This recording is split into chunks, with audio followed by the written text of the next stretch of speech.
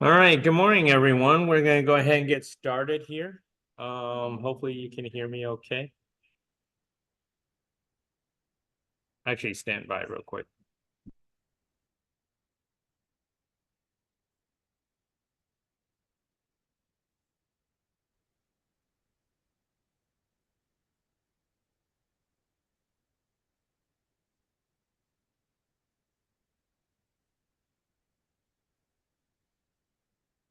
Okay, welcome. Welcome. So we to the Community Health Innovation Seminar Series. There's a partnership between Methodist Healthcare Ministries and Velocity Texas.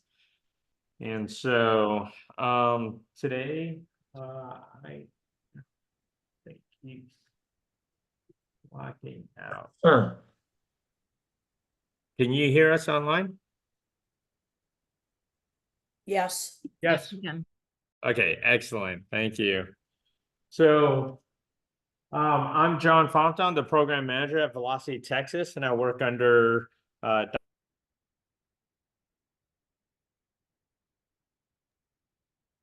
John, your audio has cut out. I'm sorry, It's, audio's cut out. It did for just a moment there. Okay. All right, so this series is brought to you with a goal to bring together innovators and healthcare professionals to discuss crucial topics and foster collaboration for the betterment of our community. So Velocity Texas was established as a nonprofit organization based in San Antonio, Texas. The first innovation center built on the east side of San Antonio is actually significant because it's in a historically underserved area. By situating ourselves here, we aim to better serve the local community and contribute to the economic development of both San Antonio and Bexar County. There's our current campus right here, depicted down here in the brown. We just opened up a new code labs here. Our main offices are here, and then the merchant building and more labs are over there. And we have several anchor companies that are with us right now. And we're planning on growing to the other 6 areas right across the way, up there to the top. So this is our future. Again, as you can see, we're to the right, and this is what we're looking for to the left, our planned expansion. So our unique collaboration with academia, industry, and military, and specifically here with Methodist Healthcare Ministries, it allows us to accelerate commercialization with the bioscience and biotechnology companies through a connect, support, and fund model. Velocity Texas offers a platform to transform ideas into impactful realities. Our program emphasizes business growth and community impact through access to top-notch mentors, resources, and networks.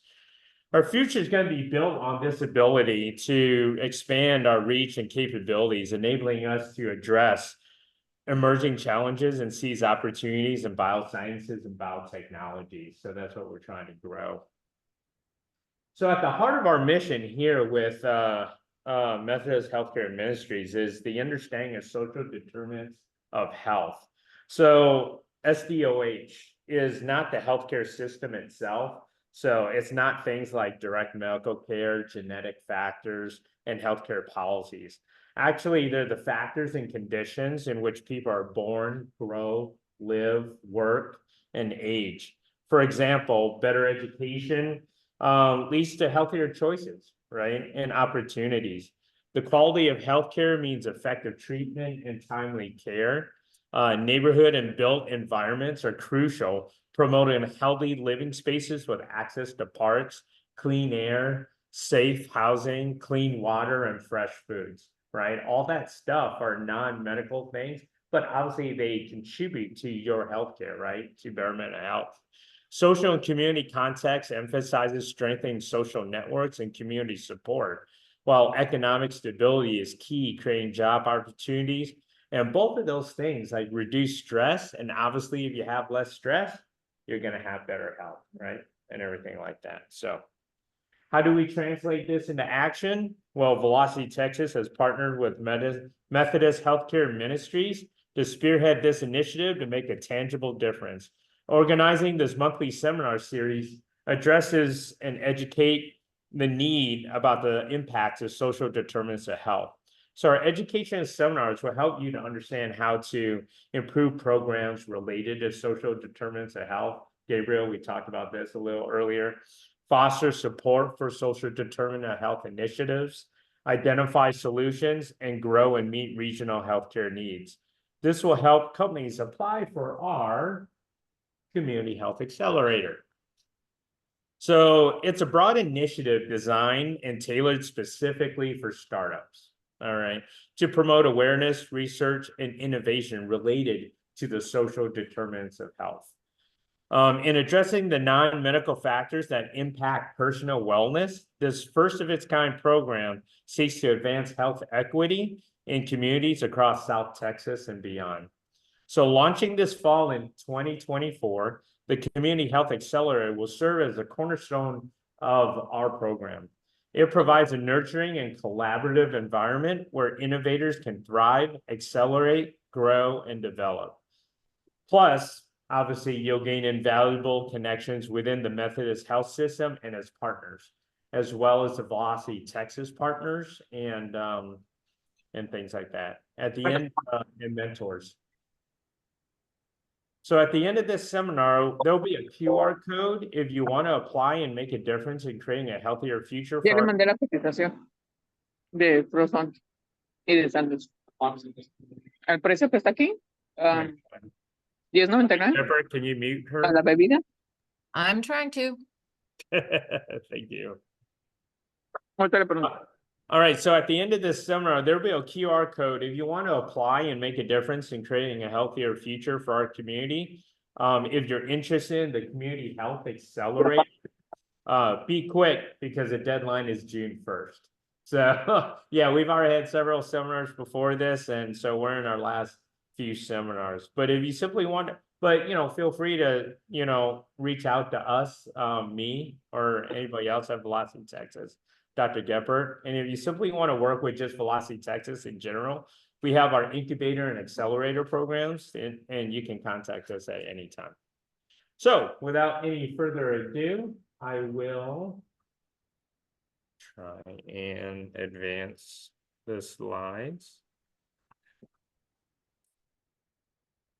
Let me introduce Dr. Jeremy Nelson. He'll be presenting on collaborating with the military.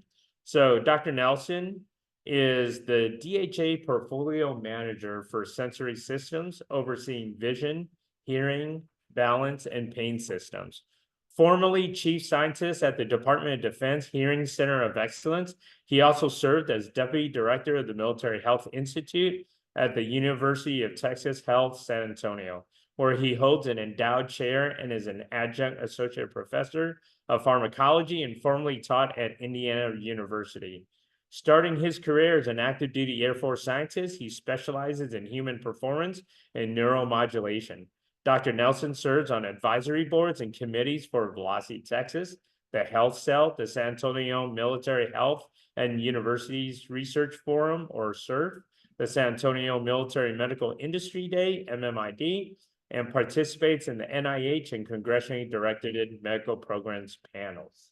I'm sorry I didn't memorize all that. He has a very long history of experience. So if I may, Dr. Jeremy Nelson.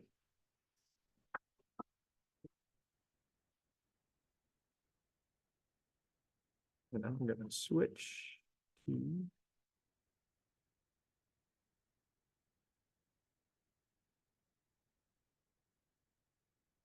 Oh, awesome. That should work. Try and double check. Here. I'll get you here.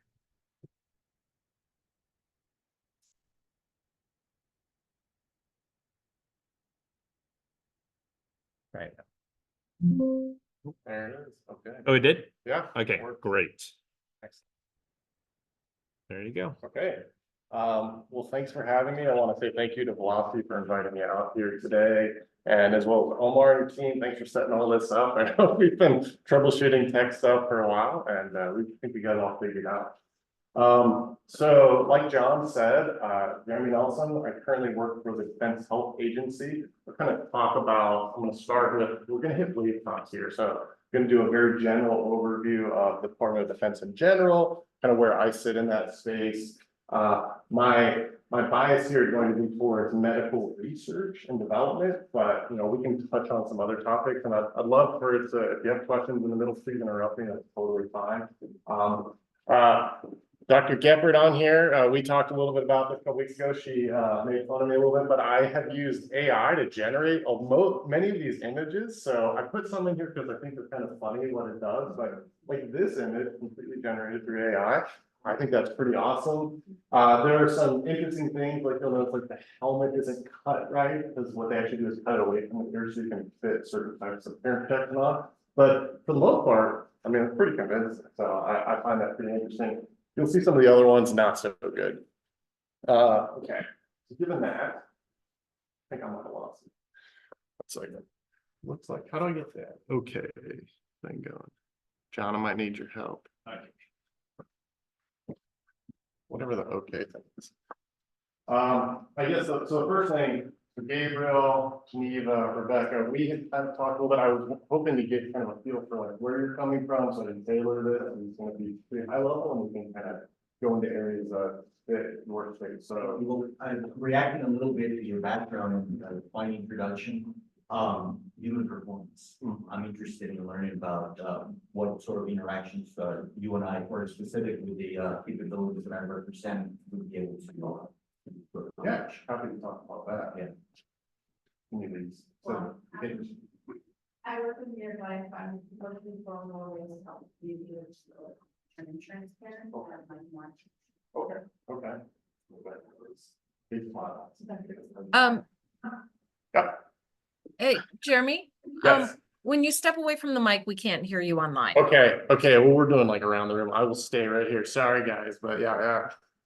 Okay, can we, John, would it be possible online to get a feel for kind of what folks are looking for? I'll press on, but if they want to in the chat, put that, and then we can kind of circle back to make sure we touch on some of those topics. Absolutely. Again, AI generated, pretty proud of that one. That one's pretty good. Like, so one thing I always notice about these things, they're like fingers. It really has a problem with polydactyl. So I have some on here that are kind of fascinating, but I like that one. Okay, so again, these are the key points. Every good presentation, you want to foot stomp three things. So want to understand the money. That's what we're going to try to talk about. Like, where is money in the DoD system? How do people tap into it? The importance of aligning interests. So what you're trying to do, you want to make it match as much as possible with what the DoD wants. And the importance of establishing partnerships, and that's through formal agreements, as well as we'll talk about internal champions.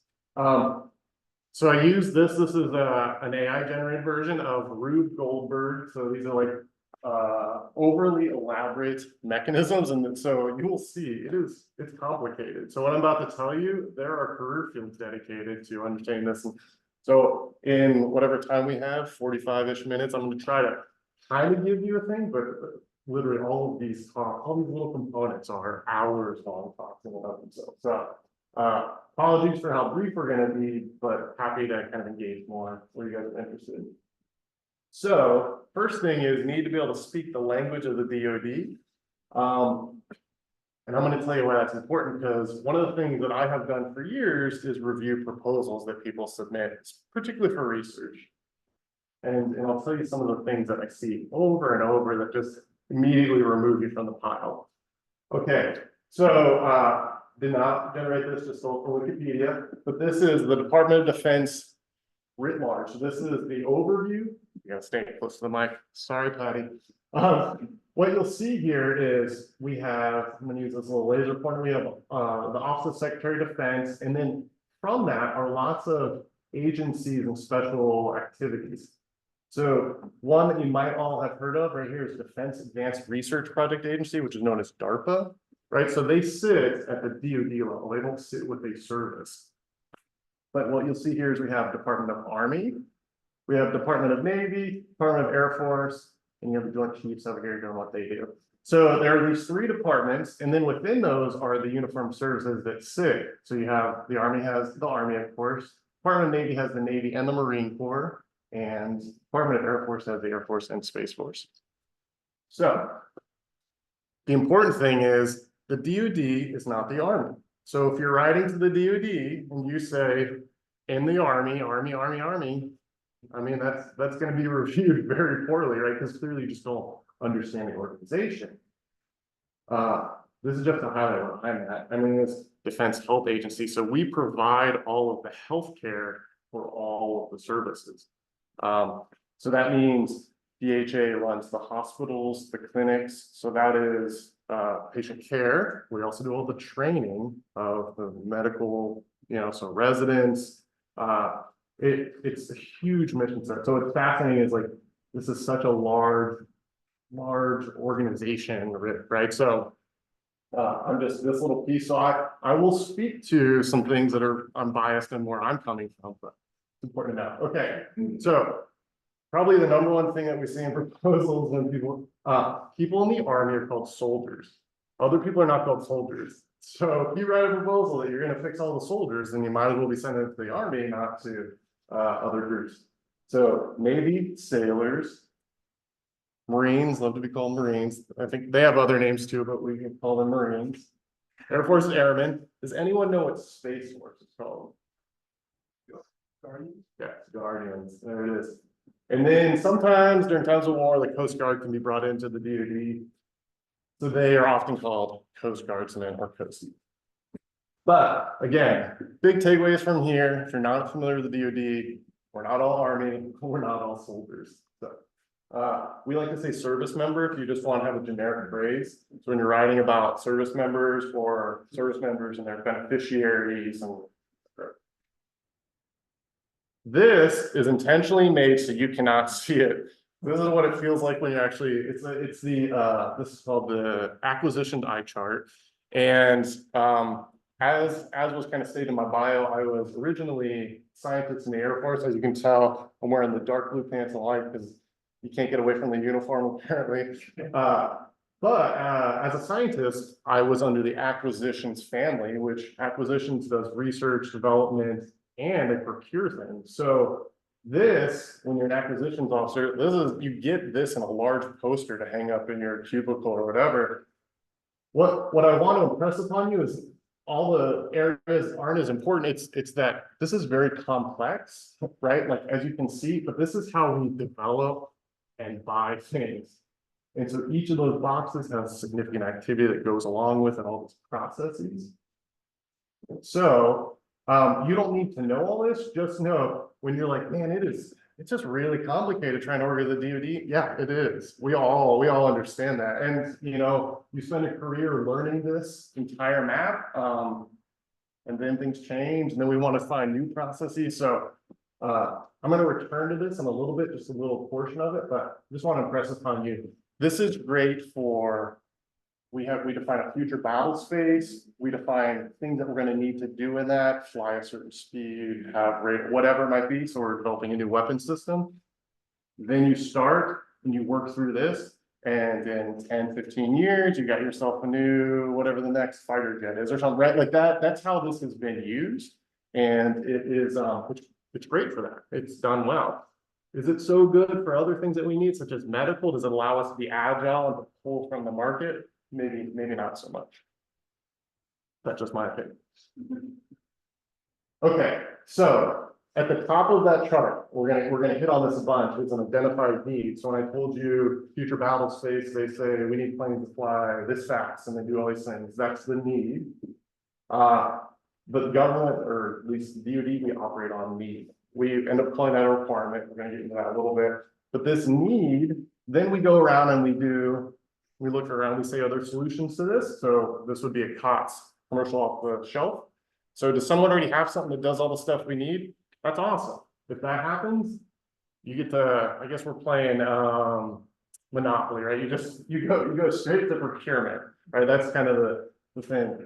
If we need to, there's nothing in the market that does it, we need to develop it ourselves, GOTS, then that's going to start at the beginning of that big chart where we got to get these requirements, we got to go through each of those steps. If there's something out there that's pretty close and we just need to modify it, you might have to start at the beginning, you might get to skip a few steps. I bring this up because these last two, don't want to go that far.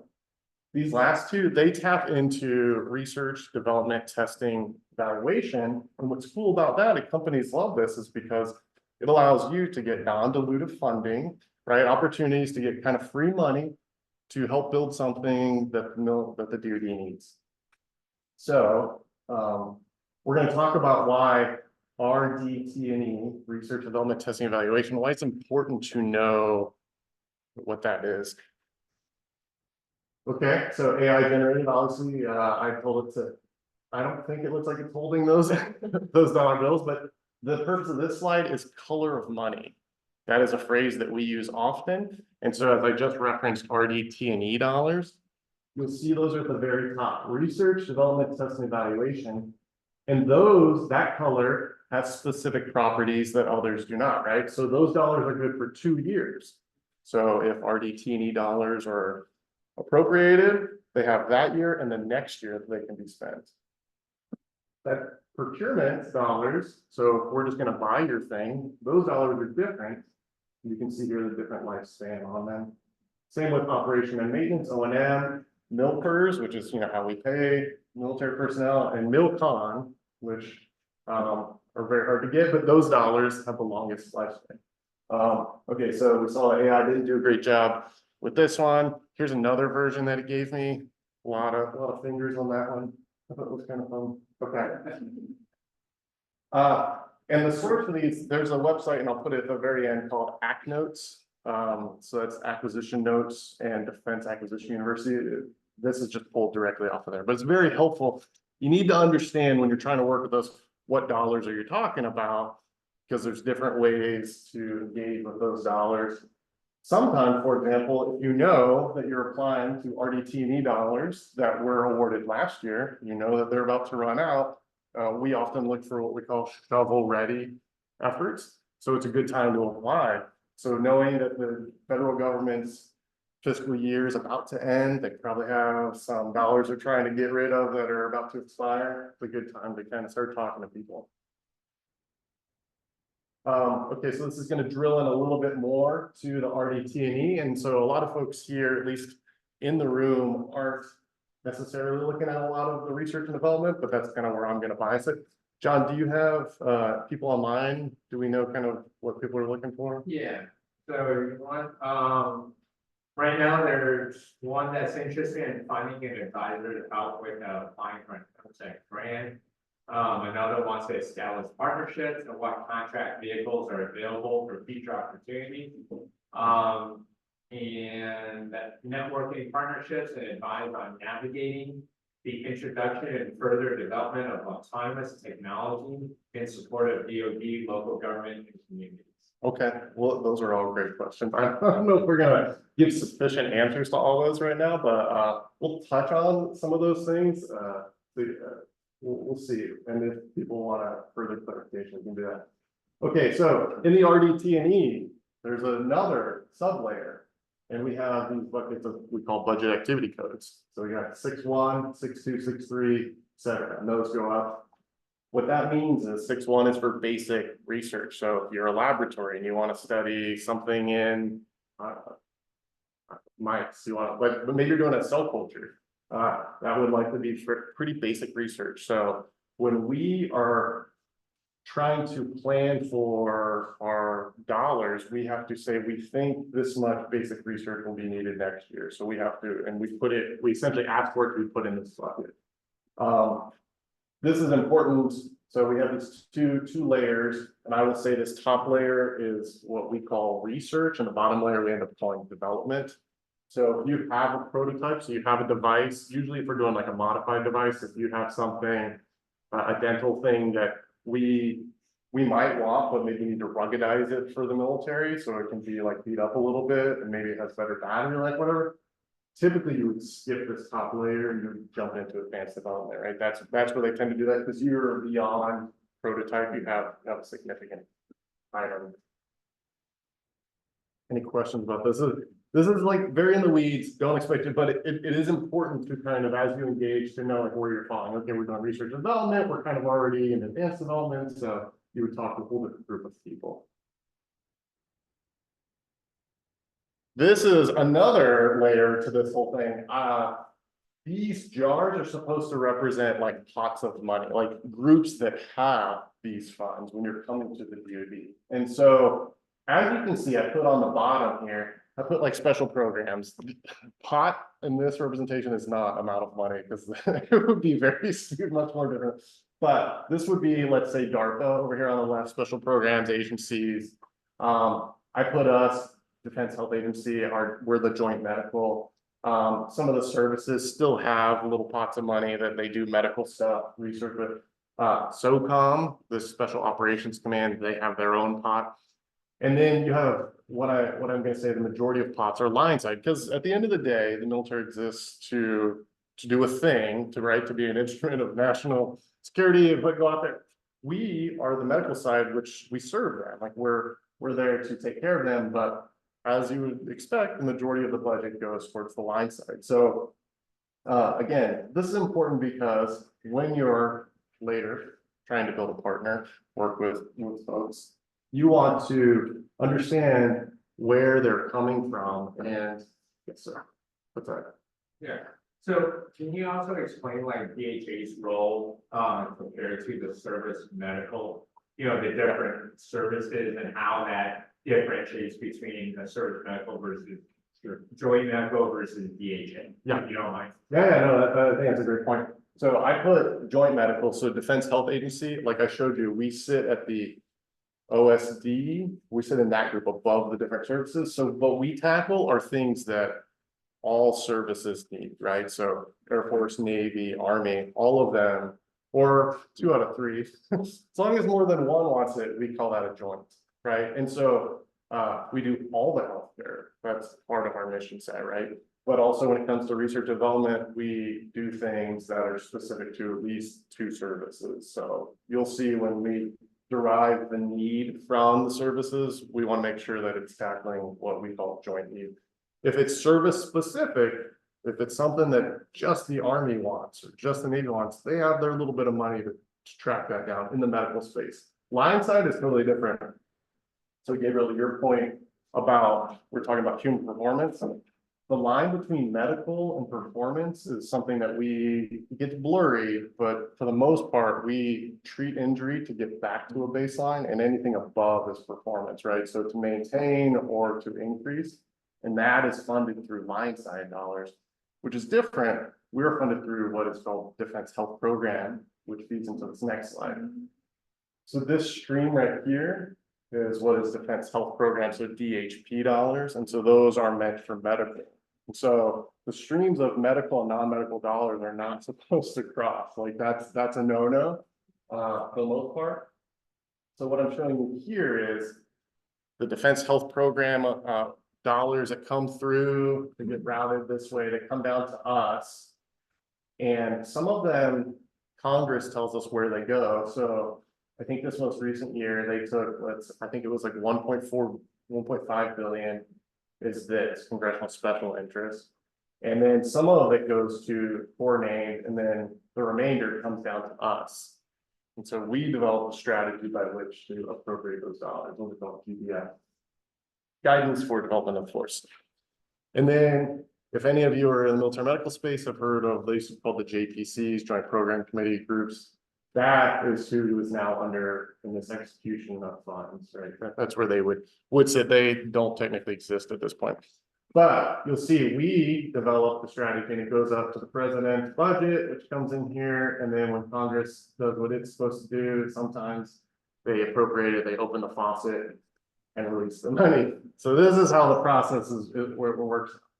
And so what's nice is you can work this in many ways. You can get congressional special interest. It's hard. That's a thing that people do all the time. Or you can align yourself with the strategy that portfolio managers have developed. And then these are intramural labs that's kind of requested for. Any questions here? Yeah. No, it's not. Okay. Yes. Over the years, we've worked with U.S. Army Development Command of the Navy of Massachusetts, and this is really helpful. This is really good. But I don't know whether you will get to the point of the solicitation, acquisition, the contractual vehicle to get to those monies, which is ultimately part and parcel of the reason I think we're all here. Yeah. But with respect to, and it really come attention when you said about congressional special interest. So with these buckets of sections within the budgetary process, would they have their own contract vehicle? For example, with DEFCON in native, we typically work, if we want to pursue a cooperative agreement in which we are validating the technology that has been commercialized, or is it still in its prototype stage? We typically go to a broad agency announcement. We present the phase 0 proposal, we go through all that process in hopes that, hey, we can get some funding to either validate, either to continue the development or validation. So that's for like DEFCON, and I think it relates to the line side operations that you referred to, which I didn't know that it was called that, but now that you mentioned it, it clicked on it. So with respect to that, a congressional special interest, that I could get a committee, a subcommittee within, Congress, be interested in specific human performance technology. What would be, for example, their contract vehicle? Would it be kind of like their own board, their own broad agency announcement? What is it? Yeah. Is it typically or practically going to my Congress, my district, and say, hey, I got this, help out? How does that work? I know that was a lot of info, but you can't. Yeah, I was gonna read. Online, Yeah. stay and Yeah. confirm the question. and- Sure, no, I think that was fantastic. I think that was great. For the folks online, essentially the ask is, if you have a congressional special interest, if you move money along that line, what is the vehicle mechanism by which those dollars are administered? And so I guess what I want to tell you is, it depends. There are many ways they can do it. I have worked special interest dollars where essentially it's like a bank account number that we all get a program element number, right? So if you can get that level of specificity, it can go to a very specific group to execute that. So, for example, like you can get, I'm using air quotes here, but like the bank account for the 59th ST office, the Air Force group up there, and they will get the dollars, and then you coordinate how they execute it to you, right? So they have a BAA maybe, or, right, they have a mechanism, so it'll go through that contract vehicle. It really just depends. Sometimes if we know congressionals are being worked on that side, it's nice for us to be able to put, I don't want to say safeguards, but some conditions on that, because sometimes we get stuff and we're told to administer in a specific way, and it's not always the best for everyone involved, right? So it's important if we can get there to say, okay, well, we would like it peer reviewed as an example, or so there's not, again, to go back to that Rube Goldberg, it's very complicated. There's like a dozen, I can think of like 5 different ways the congressionals can go. They can go to the congressionally directed medical research programs, right? CDMRP, which does it all the time. They can stay with us, which we're DHP core. They can go, like, it just depends on how they write it. And so to some degree, it has to do with the knowledge of the staffer and how they interact with us. Thank you for clarity, it's a PA. I also deal with basic order and agreement, so Yeah. I call it co-op. Yeah. Makes sense. Thank you. That's great. Okay. So, this is another AI generated one. I'm very proud of that, but this is aligning interests.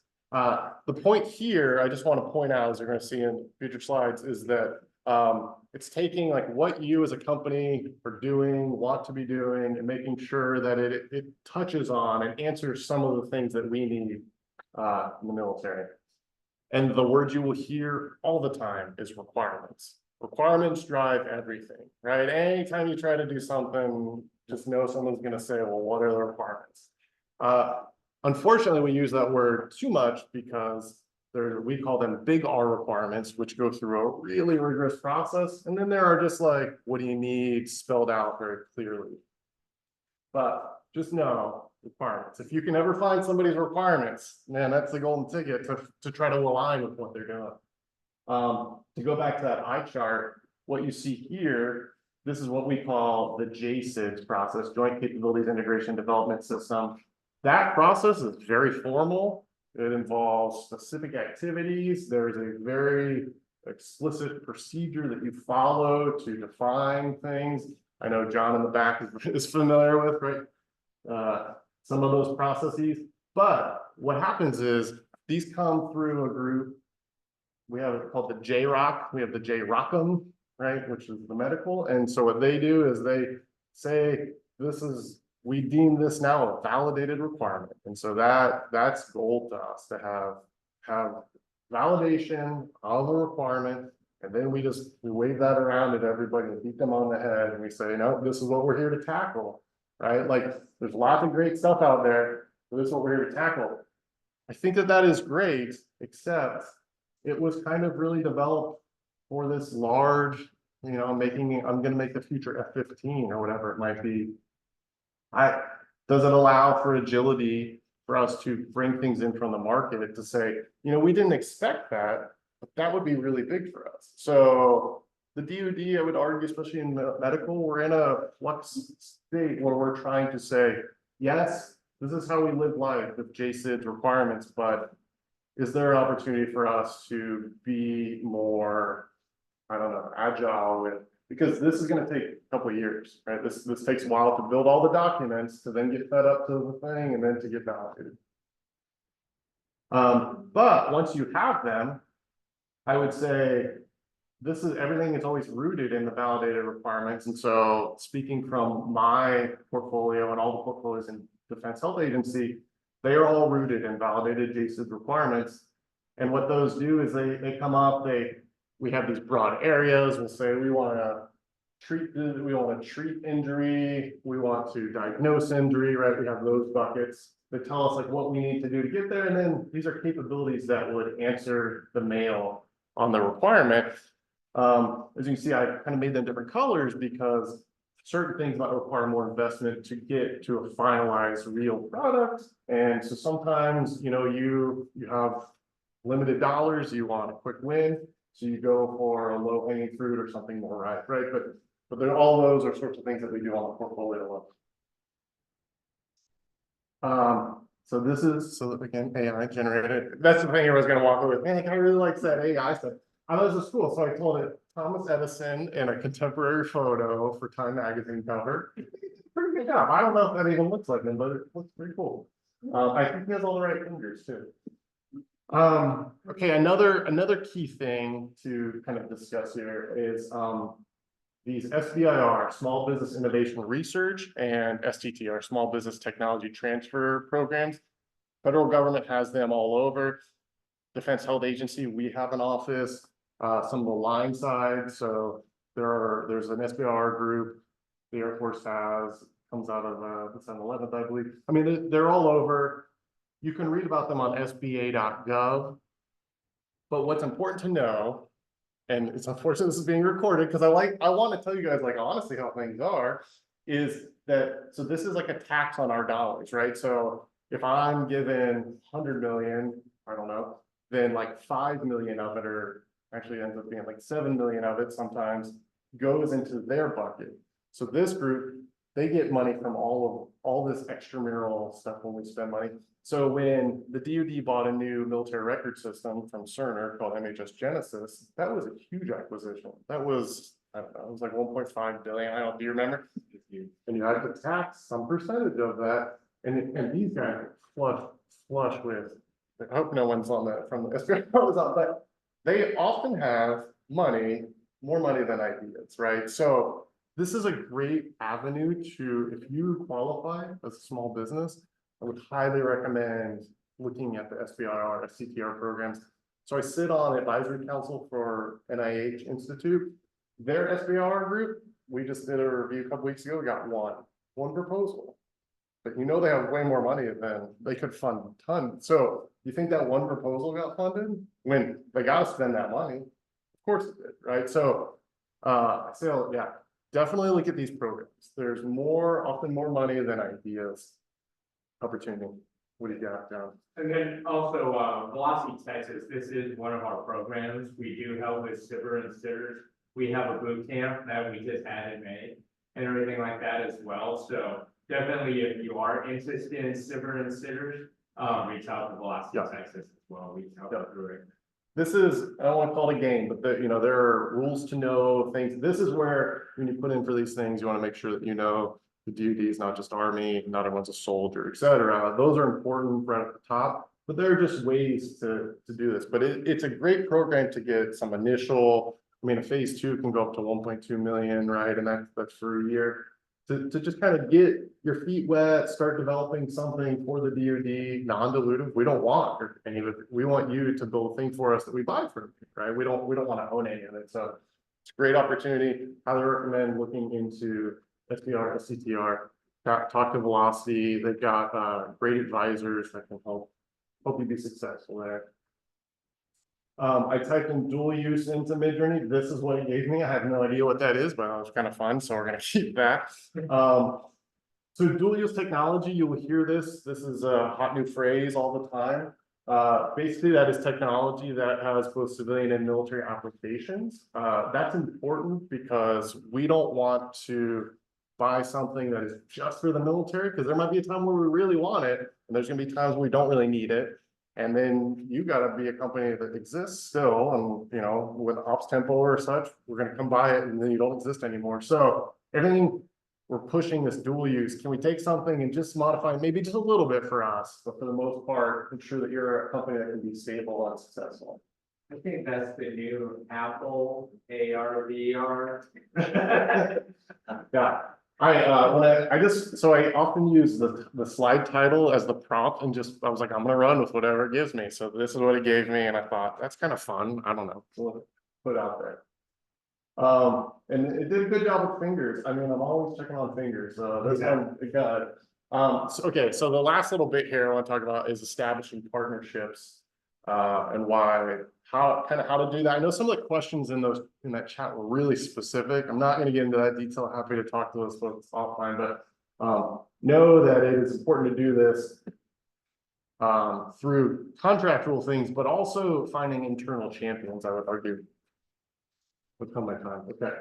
So FAR is the Federal Acquisition Regulation, right? And so FAR, for those of us who've been in like DoD, federal government acquisition type activity for a while, that's how we were all trained. And FAR, I would argue, being a former acquisitions officer, it's don't do this, you go to jail, don't do this, you go to jail, don't, right? It is very strict in how they teach you how to interact with companies and such. Over here in this little non-FAR slice of the code is this kind of new area called other transactions. So we call those OTAs, other transaction authorities. And those are great because they allow us to say, you got a great thing here. Let's talk about how you might work with us to make it even better on a sort of contracting vehicle, right? So this non-FAR spot. So if any of you have heard of AFWorks, the Air Force group that puts out essentially SBIR opportunities, but they're open topic. They're these big buckets where they say, just propose stuff to us. Those are often operating on OTA mechanisms. But here you will see, and again, I put the source here. You want to go, all of you should go to Defense Acquisition University and look this up because, these are all clickable when you go on there.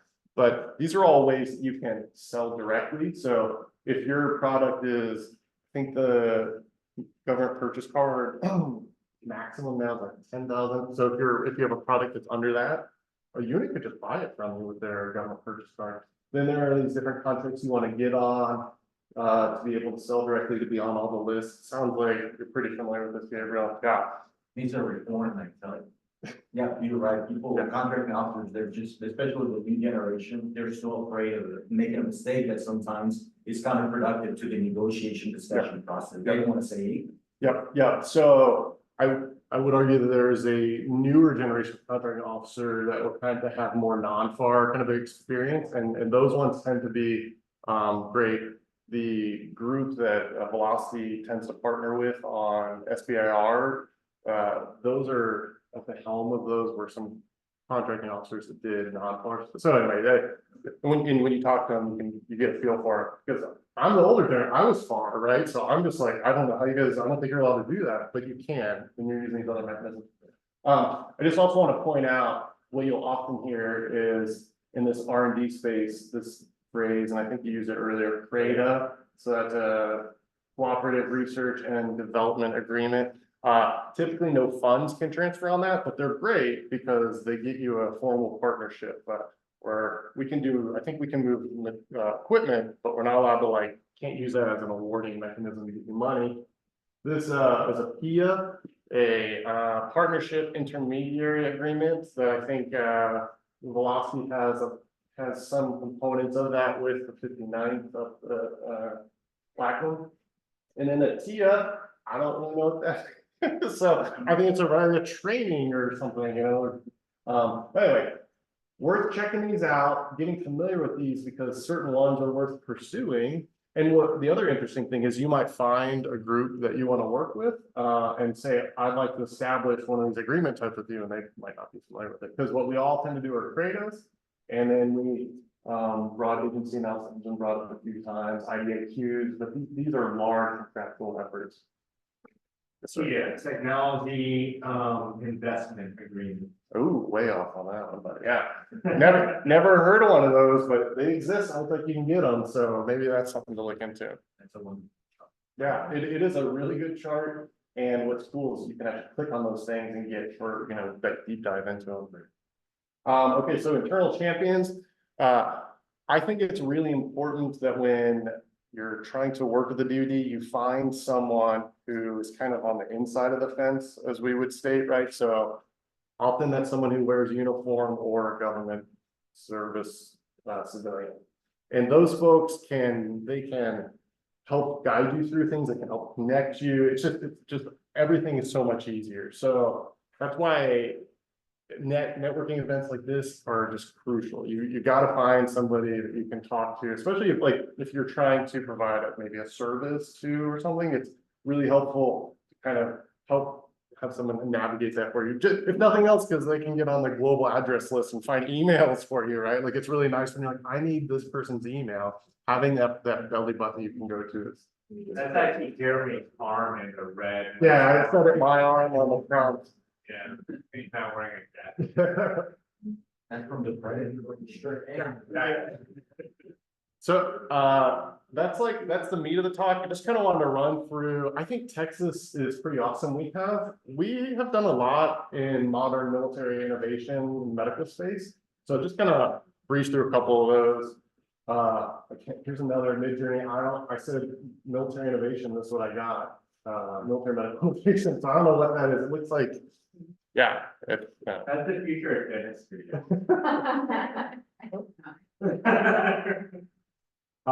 So just a couple of big things. So in the 90s, we started it, and now, I mean, we teach the world critical care in the air. So it's called CCAT. Essentially, it is an ICU that flies in the airplane, and we can move the sickest patients. All of that came out of Texas. And then when you do something like that, all of the equipment from an ICU has to become airworthy. You have to test it, you might have to modify it. But now we have teams that are on standby and they can fly anywhere in the world within 2 hours. They're all on a radius. They have to, and they do too, and they will fly non-military folks, they'll fly to go save them because it keeps our folks ready, right? Their skills are sharp so that if we need them for service members, they'll be good to go. So that is something that is pretty awesome that we've done. Quick clot is a substance, like a powder substance that you put on really extreme bleeds and stuff. That came out of the ISR, Institute of Surgical Research up in San Antonio. ECMO, extracorporeal membrane oxygenation. That's where you pull out the blood, you pump, you oxygenate it, put it back in. ECMO itself not invented in Texas, but so many developments around ECMO, like taking it from this enormous thing to a much smaller footprint, has happened due to research that has come out of Texas-based groups. And even during COVID, a lot of ECMO was actually a pretty hot topic. One of the things they were doing is putting a filter into the blood, trying to filter out the virus, right, at the time. So again, a lot of that stuff, Texas-based. Combat medics, survival rates in combat have gone up greatly. And a big part of that is because we have extremely well-trained combat medics. All of them are trained in San Antonio. All their initial training is done there. Pretty awesome.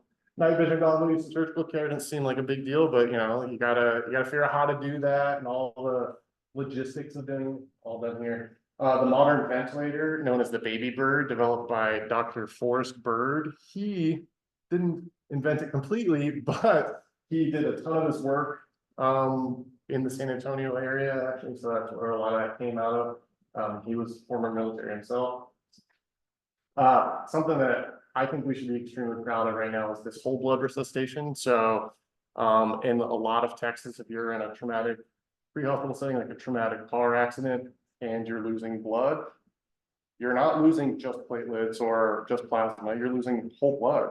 And so we have developed the protocols that most places in the world follow, call for whole blood resuscitation. So, you know, whole packages of blood are on ambulances and stuff that circulate around. And so they will often, if they have it, give you whole blood to keep you alive. And that's fantastic. That's a, you know, Texas original. Wound vac, that's kind of a famous device that came out of KCI 3M.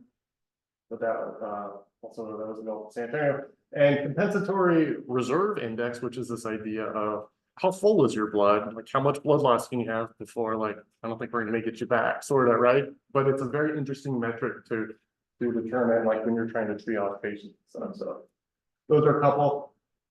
Last little fun story. So in this time where we are renaming a lot of the bases and posts, you see, like you go dig through the history of people and figure out like, well, what did they do? I have always found like some of the military hospital names interesting. I'm always like, I wonder what that person did. So Brooke Army Medical Center, Roger Brooke was an infectious disease doctor in the military, and he was a proponent because infectious disease, tuberculosis is a big deal. So he was, let's do x-ray screens of people's chests. That's he's named after him. This one is in El Paso. This is at Fort Bliss. It is named the William Beaumont General Hospital. And I was so curious because I don't know who William Beaumont is. And the story is fascinating, kind of terrifying. So here he was, he trained, I think it was like the late 1700s, back when you just said, I want to be a physician, so I will train with a physician. So kind of that apprentice model.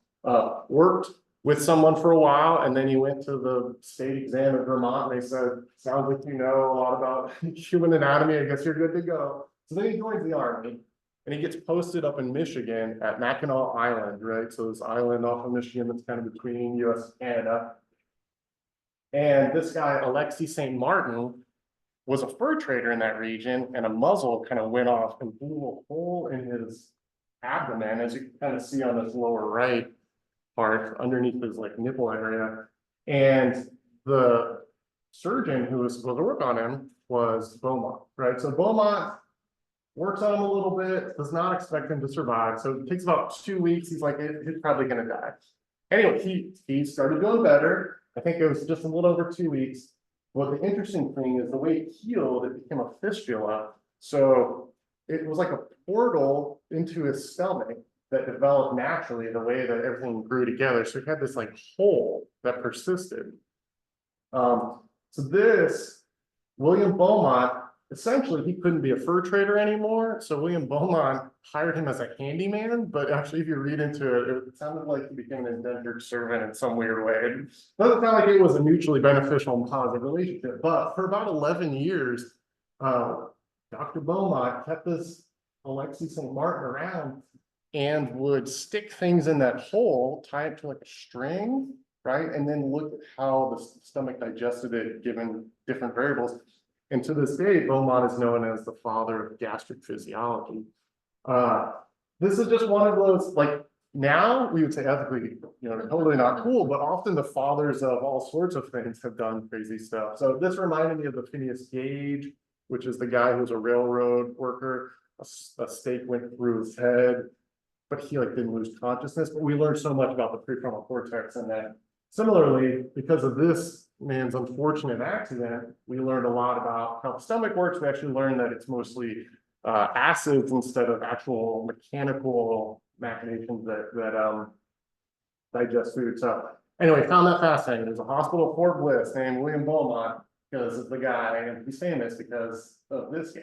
And this guy tried to run away from him several times, and Beaumont sent groups to track him down and bring him back. So Yeah, kind of a fascinating story. Okay, anyway. All right, John, you have something? I'm gonna wrap up. Okay. So, real quick, so we went over Department of Defense, how it's organized. Remember, it's not all army, we're not all soldiers. Yeah, we got a little bit about how the money, it's very complicated, but it's important to know what pots you're going after and who owns those pots. The word requirement and dual use, those are things to walk away with. These FDR, SFDR programs, deep dive into those if they fit. And the importance of establishing partnerships and finding internal champions. Here are some resources to learn more. Again, AI generated. It's pretty awesome. I think that that's appropriate. I told it to do an F-35. I'm pretty sure it did a good job. Nice. Okay, so the AIM event we have coming up in San Antonio next month is a great opportunity. We're going to speak to a lot of what was talked here in depth. We will have, if you just want to sell to the DoD, for instance, we will have the DLA group. Defense, I think is it logistics? Logistics agency. Yeah, they're the ones who buy all the stuff, so they will be there to tell you how to do that if you want to sell, so that's great. Recommend checking out Small Business Administration. App Notes, I pulled some of the stuff from there, they're great. They are essentially like a cheat sheet for all the courses that DAU offers. But you can check those out. This link is to, if you're targeting military and medical joint stuff, this is where we're posting all of our strategic research plans that tell you exactly what capabilities we're seeking. So again, aligning with us and the requirements we have. And then these groups put out opportunities for funding that are worth tracking. AFWorks, and this one, DIU, is Defense Innovation Unit. So there we go. That's all I have. Do you guys have any questions? Yeah. What else? You mind going back to that slide? I may Sure. take a picture. And just so you know, we'll go, if you go to velocitytexas.com, so velocity and then just TX, .org, I'm sorry, velocitytexas.org, you can find actually the past presentations as well, and we'll have a recording for this and all the slides as well. So it'll probably take about a day, maybe two, and everything like that, but, thank you, Dr. Nelson, appreciate you coming and collaborate with the military. So I'm gonna switch back to the other slide here. Hey, before Yes. we go, there was one question online. It was answered by somebody else online, but I'd like to get Jeremy's take on it. So there was, Moises was wondering, what websites that they can use to find opportunities for military contracts, outside of, the AFWorks, DIU, SAM.gov. Are Yeah. there any other suggestions that you would have? I don't think so. I think the ones you just listed is where I'd go.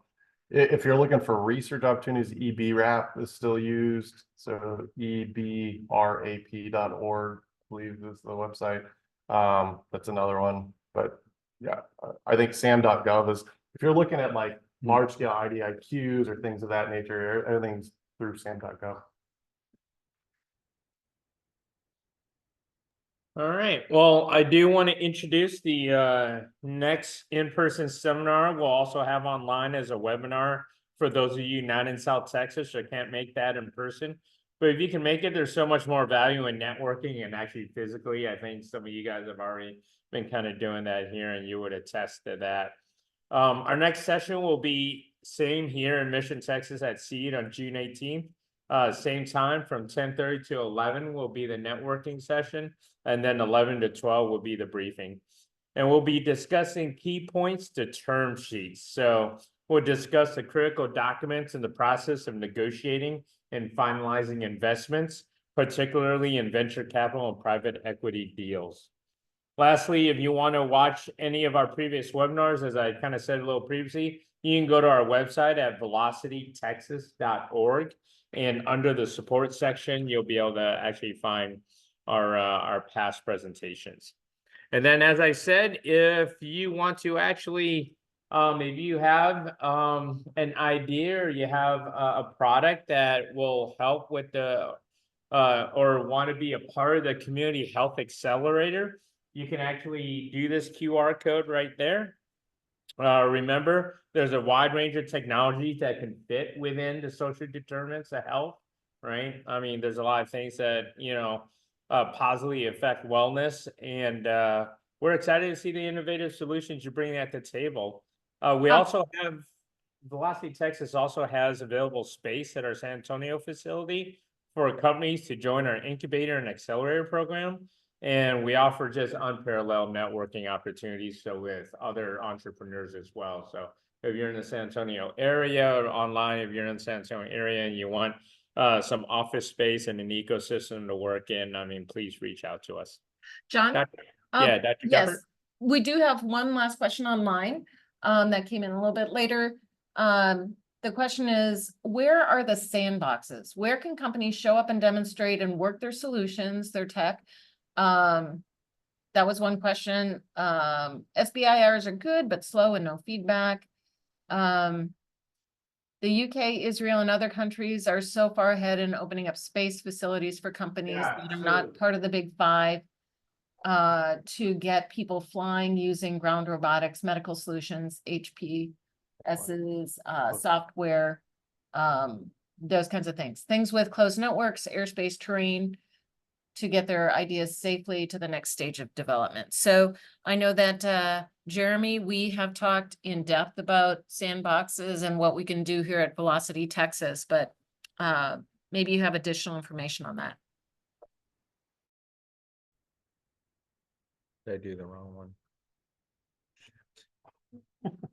We'll go out. Oh, shit. John, did you hear that question? John? John? No, that was bad. John?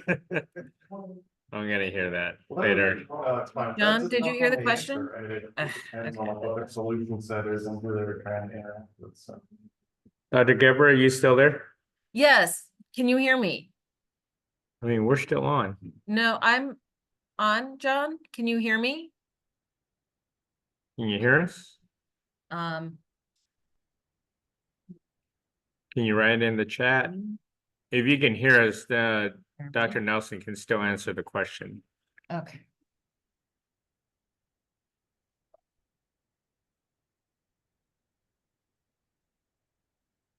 Okay, I can hear you. Can you hear me? Okay, no, we can't hear you. The sound went out here for some reason, but here's Dr. Nelson. I think he can answer the question. I mean, unfortunately, there's not a good satisfactory answer to that question. It depends on what is the technology that needs to be tested. There are different sandboxes that exist. There's, for example, there's the Quantico one where you can do sandbox stuff to test out some of the cyber and IT technologies. I also think there are demo days that exist. So for military modeling and simulation, they have industry days that you can get a part of where you're able to go and showcase your stuff. How you find out about those things is challenging. I struggle to hear about them sometimes, but that's another opportunity. And then the Army has I'm sorry. MedSeeded, which is Just a real group quick in San until we Antonio, finish. the requirements group. They do monthly activities. They have specific topics that they're targeting, but if you can connect somehow to that group and learn about those ahead of time, those are demonstration opportunities. So, I mean, that's all I've got. Unfortunately, there's not a more satisfactory answer.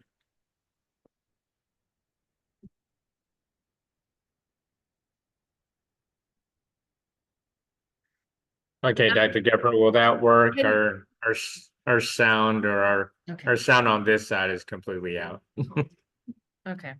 Send me contact info Maybe you can just chat it. on the, All right, so there's nothing else here. Thank you very much. I appreciate your time and everything like that. Please, again, reach out to velocitytexas.com. We will definitely be able to help as much as we can. Thank you very much. And thank you everybody online for joining in. You guys have a great day.